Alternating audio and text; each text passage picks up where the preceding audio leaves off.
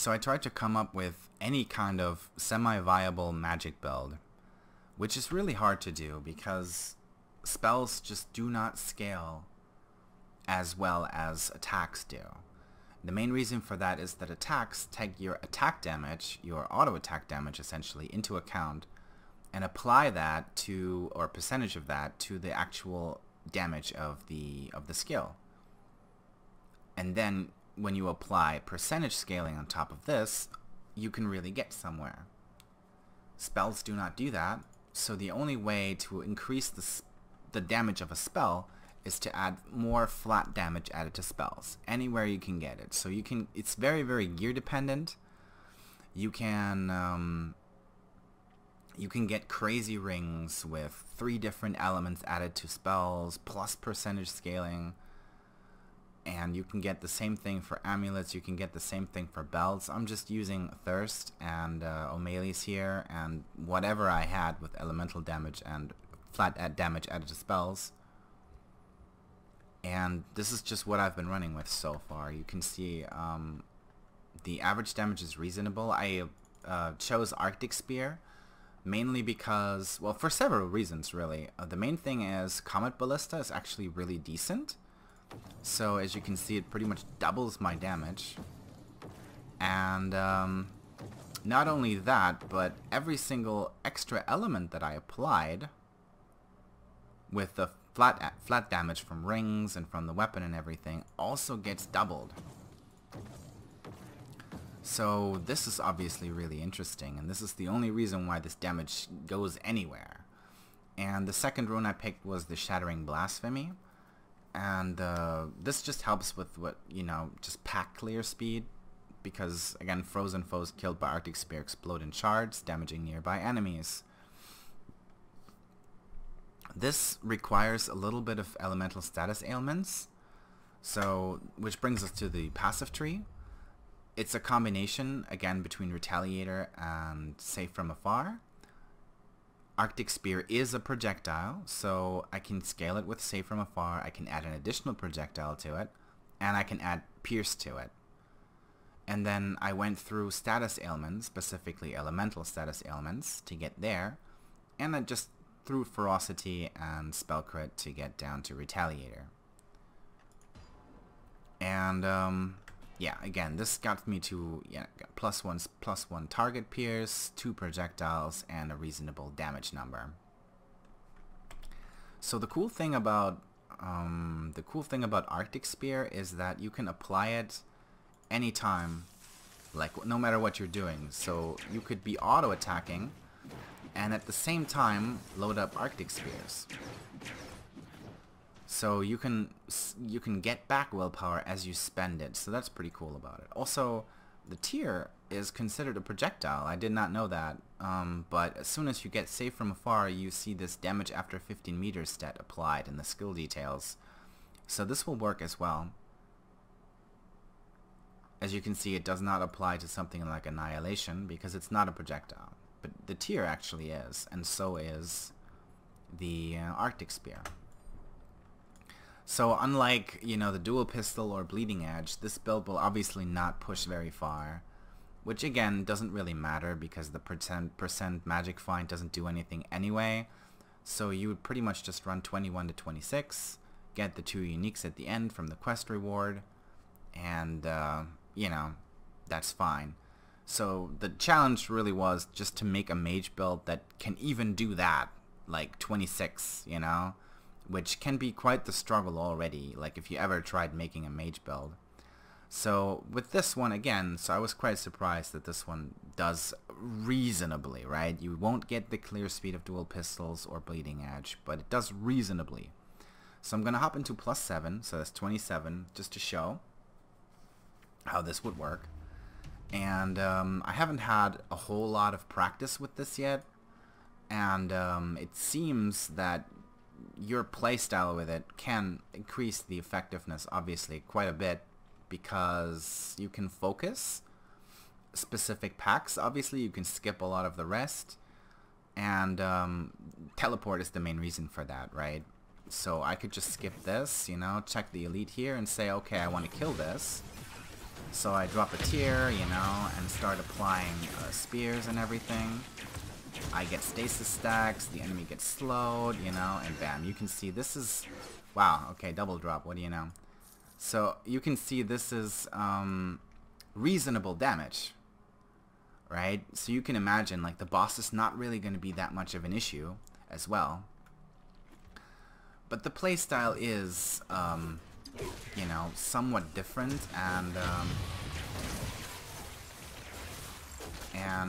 yeah, it's I don't know, it's like a stretch with the resource management sometimes, you know, you really have to utilize potions, and, you know, but you can see it's not bad, you know. And again, you can drop the tier, you know, and then just load up some spears, and the damage is reasonable. So again, I was quite surprised that, you know, there is any mage build really that does some damage, and this works, sort of. It's a little clunky. It's not as fast, as I said, as dual pistol or oh, we got a triple elite pack over here.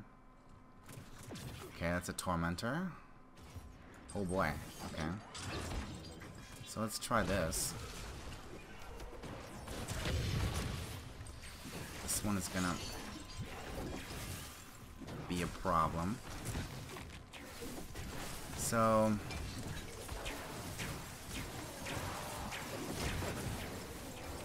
yeah, this is working. I'm actually having, so you can see, like, with these drops, right? This is just 27. It just doesn't matter. It just does not matter what kind of level you hop into. You know, what monster level it is. The magic find does not work. All you need is luck, you know, that's all it gets down to. And of course, clear speed, right? The faster you can clear, the more items you'll get at the end.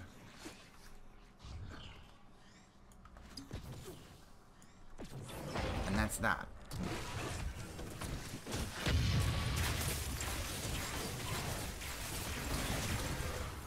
Let's see.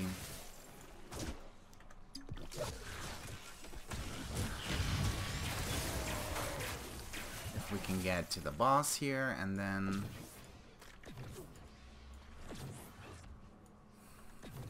see how we do.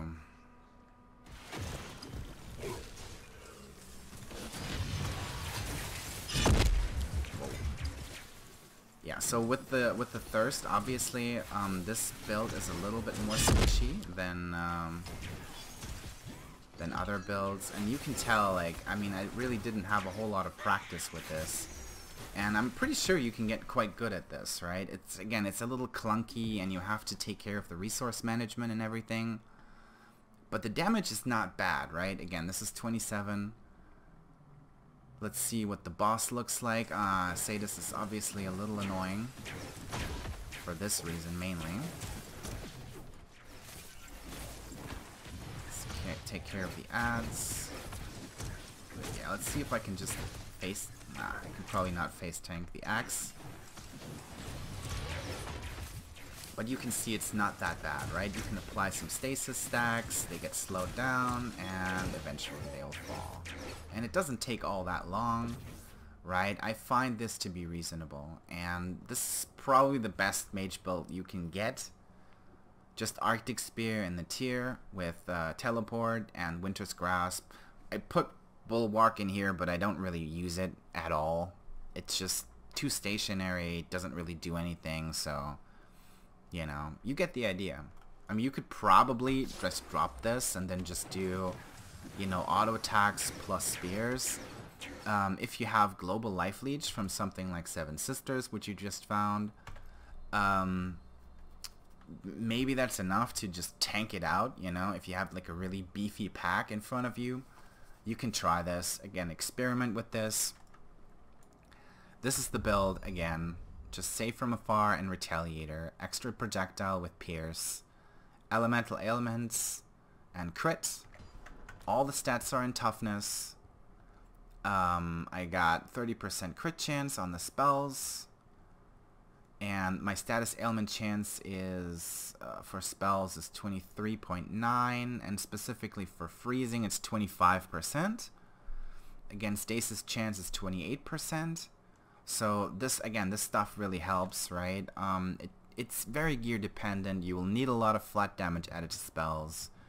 But I think out of all the builds that I've shown so far, this is the one where my gear counts the least, right? Because really all you need is flat damage added to spells. On rings, on belts, on amulet, and on your weapon. And then you add Retaliator and Save from Afar, and that's where your damage comes from, you know? So, yeah, I mean, this is the best I can come up with when it comes to mage spells. I don't think I'll try... I've tried the other skills. It just doesn't work all that well. You can get goofy with, you know, like a pistol or something plus the offhand and use Mark and Annihilation. But at that point, you're just asking yourself, why not just use 2 pistols, you know, and then blow them up that way? Like, what's the point of using a spell to do it? It's just a gimmick. You know, it's just a paint job that doesn't do as well.